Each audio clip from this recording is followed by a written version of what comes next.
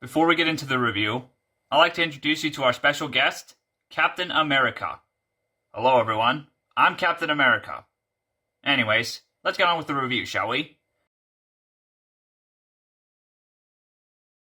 This movie was not worth my time.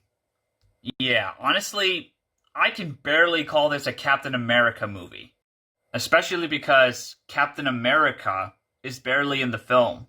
Because for most of the entire film, apart from the beginning and the ending, it's just Steve Rogers. Yeah. Sometimes I wonder if I was actually watching a Captain America film, or if I was watching a movie featuring a random dude named Steve Rogers running away from bad guys, along with that whiny little girlfriend of his. She ain't my girlfriend.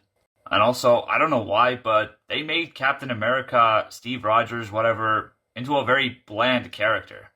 And they also did kind of get the character wrong in terms of where he's from. Because last time I checked, he's from Brooklyn. But for some reason in this movie, he's from California. Yeah, I know, right? They couldn't even get that part right? Like, Steve Rogers is not from California. He's from Brooklyn. Same problem I also have with the Red Skull. Because for some reason in this movie, he's Italian. Red Skull is not Italian. He's German. Seriously, who came up with this crap? And speaking of the Red Skull, they really massacred the character. Like, seriously, nothing about him in this film was even faithful to the comics. Yeah, because not only did they make him Italian, but they also changed his real name. Because I'm pretty sure in the comics his name is Johann Schmidt, right? But for some reason in this movie, his name is Tazio DeSantis or something like that. Like, what was the point of that? And not only that, but the makeup they gave the Red Skull in this film looks absolutely hideous. Like, it looks like his head is made out of tomato. He doesn't look like a skull at all. Yeah, he's called Red Skull for a reason, and not Red Tomato. Imagine that. But the thing is, guys, his red tomato head was only in the movie for like 4 or 5 minutes. I don't know. But then the rest of the movie, he just looks like a normal dude with a bunch of scratches. It's almost as if he just got out of the hospital for a surgery. Well, that could be the case.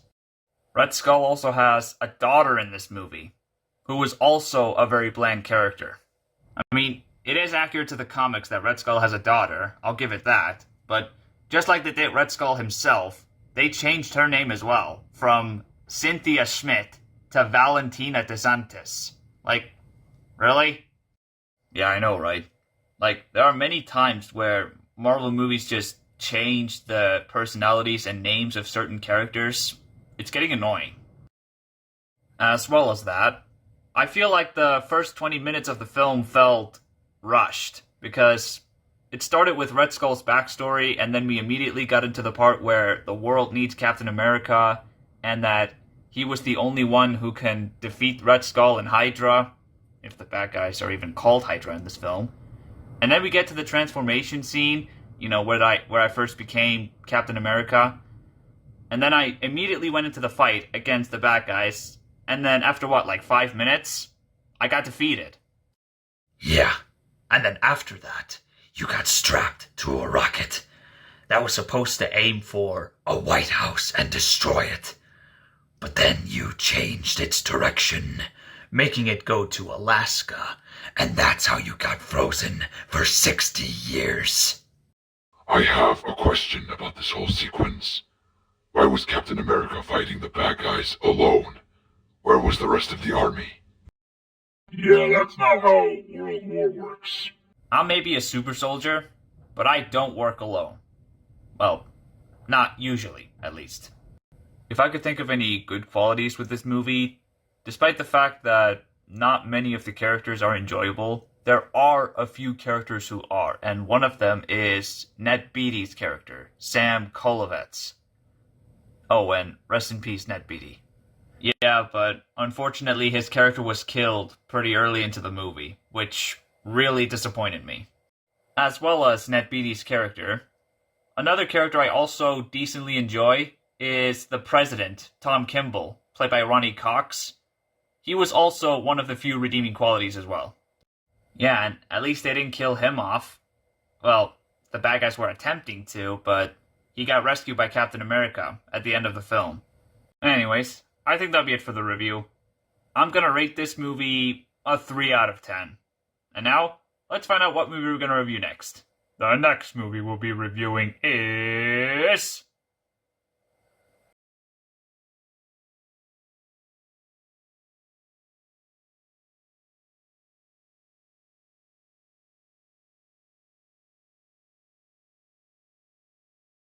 The Matrix Reloaded.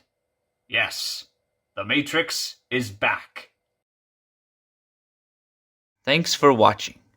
If you like this video, please leave a like. But if you like this channel, please subscribe. See you next time.